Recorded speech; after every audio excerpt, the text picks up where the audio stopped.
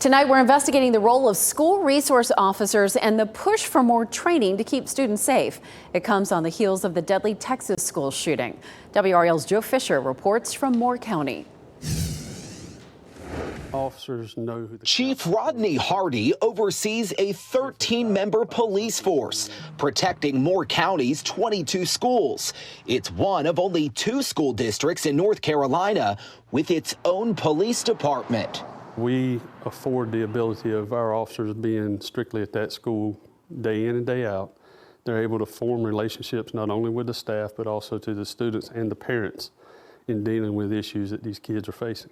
In December, officers put Pinecrest High School on lockdown after finding a student with a loaded 9mm handgun with an extended magazine. It was found in his computer bag while it was in the classroom.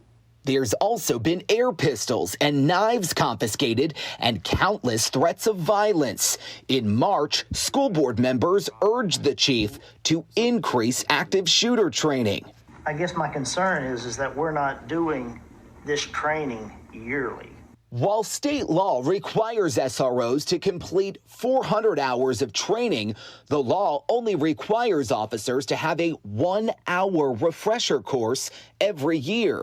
They should have continuing ed requirements, just like the teachers and the psychologists and administrators in the building. They don't right now. I think that they need to be trained in certain areas that they are not. Dr. Dorothy Espelage is a school violence researcher at UNC Chapel Hill.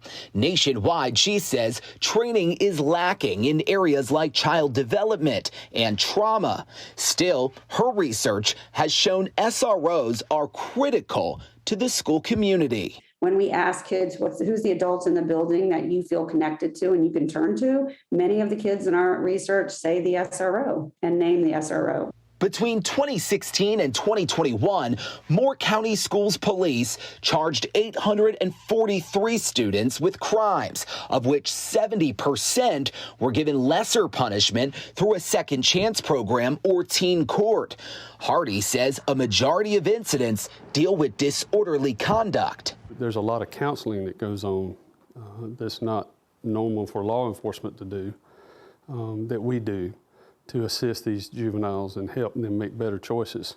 A job, he says, that's much less about arresting and more about connecting. I'm Joe Fisher, WRAL News, Moore County. Moore County Schools Police has an annual budget of $1.2 million paid by the state. The chief says he supports expanding the department to put more officers at the district's elementary schools.